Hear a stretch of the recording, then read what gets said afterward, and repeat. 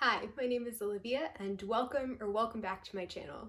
Today I wanted to film my book haul for the summer of 2020. I've picked up a total of 13 books throughout the course of the past several weeks, so let's jump straight into the video. The first 3 books that I picked up are all part of the Mistborn series by Brandon Sanderson, and in order these are Mistborn, The Final Empire, The Well of Ascension, and The Hero of Ages. This is an adult fantasy series that revolves around the use of allomancy, or the magic of metals. The world that this is set in is divided into 2 different social classes, the slaves and the nobility, and everything is overseen and controlled by the Lord Ruler. The Lord Ruler and his inquisitors impose a corrupt and very harsh reign, and the book follows Kelsier and a band of thieves as they attempt to overthrow the Lord Ruler. This series is a bit of a staple within the adult fantasy genre, and quite frankly, I'm shocked that it's taken me this long to even pick up the books, let alone read the series. I've heard nothing but praise for this series and for Brandon Sanderson's writing in general, particularly his world building, characters, and very intricate plots. Right off the bat, I'm also very interested in the little bit of information that I know about the magic system, and I also can't wait to immerse myself in some of Sanderson's world building, especially since it's one of the most praised attributes of his writing. Both the magic system and the premise seem very unique and original, which are 2 components that I really look for when I'm picking up new fantasy series. If I'm going to invest myself in a series where all of the books are well over 400 pages, I want to make sure that these 2 things are very well executed, and I think that's going to be the case for this series. I'm also fascinated by how intertwined all of Sanderson's series seem to be, and I'm hoping that I'll be able to pick up on some references to his other works as I begin to read more of his books. I haven't picked up any Brandon Sanderson series to date, but I've repeatedly heard that this is one of the best series to start with. Supposedly, even Sanderson himself recommends starting here, so I don't think I can go wrong with this. One of my reading goals for 2020 was to start some new fantasy series, and this seemed like a logical choice, and I can't wait to get started with these books. Continuing on with the Brandon Sanderson trend, I also picked up Skyward, which is the first book in his young adult sci-fi series. This book is set on a completely different planet after the human race has been driven almost to extinction. The protagonist is a teenager named Spensa, who has always dreamed of following in her father's footsteps and becoming a space pilot. But she's plagued by some of her father's decisions, particularly choosing to desert his team, as well as some of the rumors that go along with this. This book focuses on her journey to becoming a space pilot, from discovering a wrecked ship and attempting to repair it, to then entering flight school. Sci-fi isn't a genre that I generally pick up, but with this series in particular, I've heard that there are quite a few fantasy elements that also are tied into the storyline. I could definitely use a little more exposure and broadening my horizons when it comes to some of my lesser read genres, such as sci-fi. The last sci-fi book that I picked up was actually Artemis by Andy Weir, and I read it when it first came out back in 2017. So it's been quite a few years, and I'm definitely overdue for another sci-fi read. Because this is classified as a young adult, I'm hoping it'll be a little bit lighter on some of the sci-fi elements, and that can help me get into the book a little quicker and begin connecting with the characters right off the bat.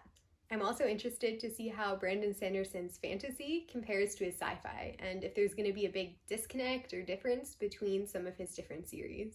I've most commonly heard his name in association with the fantasy genre, so I'm curious to see if that was his primary genre that he felt most comfortable writing in, and then later transitioned over to writing sci-fi. I'm also intrigued to see how much of his fantasy does trickle into this series, as it definitely has some fantastical elements just based on the plot summary alone. The next books that I picked up are all part of the Kingkiller Chronicle by Patrick Rothfuss. The first book in the series is The Name of the Wind, the second is The Wise Man's Fear, and then I also picked up the novella that takes place right after the second book, and this is The Slow Regard of Silent Things. This is another adult fantasy series, and in this case it's told from the perspective of one of the greatest wizards of all time within this world. The narrator is a little bit older, and he spends the entire book recounting his life story, detailing the time that he spent on the street as an orphan, attending the School of Magic, and eventually murdering the king. I don't know much more above and beyond this because I want to go into this series somewhat blind. I'm a little bit scared of stumbling across spoilers because I think there are going to be quite a few of them online. Patrick Rothfuss is yet another fantasy guru whose books I've yet to read, but he's been on my radar for years now, and someone whose works I've continually looked forward to reading. One of the things that drew me to this series in particular was the unique and somewhat uncommon narration style. I haven't read many books that are set up in this way, where the protagonist is telling events secondhand, conveying them to some other character in the story. I'm much more accustomed to following books that are taking place in the present tense, where you're actively watching all of the action unfold, instead of hearing about it after the fact. I think this format opens the door for an interesting interplay and comparison between both past and current events. I'm interested to see how Rothfuss decided to strike a balance between these two different timelines. From the summary alone, it isn't apparent to me whether this is going to be 99% a recounting of previous events, or whether it's going to be more of a 50-50 split, or whether there's going to be even more of an emphasis on present current events. I think the order in which events are recounted could also come into play in this book, and definitely add to some of the tension, mystery, and suspense. So I'm hoping that's a route that Rothfuss decided to pursue. While I'm very excited to pick up this series, I find the length of every single book to be a little bit daunting. I'm hoping it's the type of read that quickly sucks you in and keeps you coming back for more, making it difficult to put it down. The next 3 books that I bought are all written by Stephen King. In a few weeks, I'm planning to do a week-long Stephen King readathon and film the entire experience. So of course I needed to pick up a few more of his works to have a complete TBR for that readathon. I had the idea to hold the readathon in the first place because I've only read a handful of King's books, and I definitely wanted to make a bit of a dent in some of his other works, particularly his more popular and highly praised ones. With so many film adaptations also coming out right now, I wanted to make sure that I got to each of these books before watching their movies. The first of his books that I picked up is Misery, which follows best-selling novelist Paul Sheldon as he is kidnapped and tortured by one of his most avid fans. I have very intentionally kept myself a little bit in the dark for this one, and that was about the extent of what I know about the book. Unlike most of Stephen King's premises, this one sounds uncomfortably realistic and plausible, and I think it's going to make it that much more of a terrifying and truly disturbing read. I'm also intrigued by his choice of occupation for the protagonist in this book, especially since he chose his own occupation. It definitely seems like it's going to provide a commentary on fan bases and how truly invested people get in some of their favorite books and series. This is also surprisingly short for a Stephen King book. This edition of the book is a little bit over 300 pages, around the 330 page mark, and I'm looking forward to being able to compare it to some of his longer books, such as It. I'm wondering if we'll have the same depth of character development and character arcs, as well as backstories and world building. I find it a little bit hard to believe that at least one of those factors, if not more of them, is going to suffer in such a short book, but I want to give this one a fair chance and go into it open-minded. The next Stephen King book that I picked up is The Institute. This book opens up in suburban Minneapolis, and it follows Luke as his parents are brutally murdered in their own home, and he is then abducted by their killers. Luke is then taken to the Institute, where, for lack of a better term, he's imprisoned there, and he quickly comes to learn that he's surrounded by other children with magical abilities, like telepathy and telekinesis. All of these children have one thing in common, that they're being kept at the Institute against their wills. The staff there prioritize helping each child develop his or her abilities, and it's unclear what exactly they're planning to do with these abilities down the line. This premise sounds downright creepy and chilling, and I can foresee so many different directions that this could be taken in. It reminds me a little bit of a more mature version of The Darkest Minds by Alexandra Bracken. This is one of Stephen King's newer releases, coming out just last year, 2019, and I'm curious to see how it's going to compare to some of his older works. There seems to be a pretty big divide between avid Stephen King fans. Some of them really strongly stand by some of his older publications, whereas others swear by his newer books. Personally, I don't think I've read enough of his works to come to my own conclusion on this. I've enjoyed his older and his newer works, even though I've only read a handful of each. But I've definitely picked up on some differences in his writing style, which I think is to be expected whenever anyone is publishing books for as long of a span as Stephen King has. I'm also intrigued, with this book in particular, how Stephen King is going to balance horror and fantasy elements. These seem like two somewhat opposing genres because they both take so much time and dedication to really develop world building and characters that seem 3D and realistic.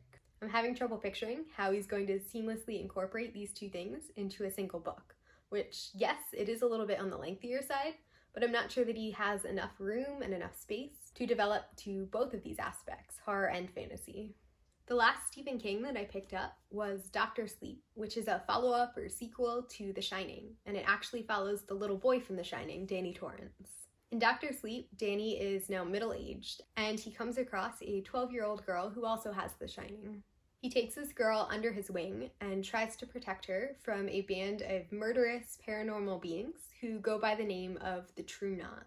The members of the True Knot hunt down and prey on children who have The Shining, and they torture them slowly to death in order to remain alive themselves. From what I can gather, the title of this book actually comes from Danny's role in a nursing home, where he has a reputation for calming some of the residents and using The Shining to alleviate their pain and suffering in their final moments.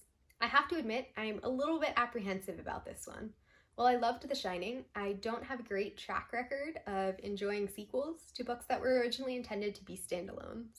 I'm not sure how I feel about following Danny as an adult. I think his character arc in The Shining was pretty well developed and well done, but I'm currently of the mindset that his story should have ended there. I liked the resolution in The Shining, and it gave a certain sense of finality, which I'm foreseeing being disrupted, at least somewhat, in this book. It's also going to be really hard for me to shape the image and characterization of him as a child that I grew to love in The Shining. Don't get me wrong, I think it'll be extremely interesting to see how the events of The Shining have affected him and shaped him into the person that he's become in Dr. Sleep, but I almost wish we were following a different cast of characters altogether. If this book flops, it's going to ruin The Shining for me a little bit, and I'm really hoping that that doesn't happen.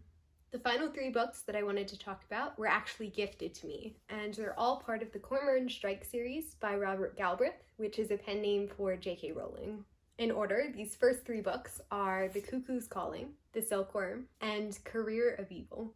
Each of these fall into the mystery genre, and they follow Detective Cormoran Strike as he tries to solve various murders and crimes. This first book in particular follows the suspicious suicide of a supermodel, and her family comes looking for answers, eventually asking Cormoran Strike for help investigating her death. Within the mystery genre, I've not read many detective-focused books. The few that I have read have been very, very hit or miss. The few that I've loved have been part of Agatha Christie's Hercule Poirot series, and those were sort of in a league of their own in my mind.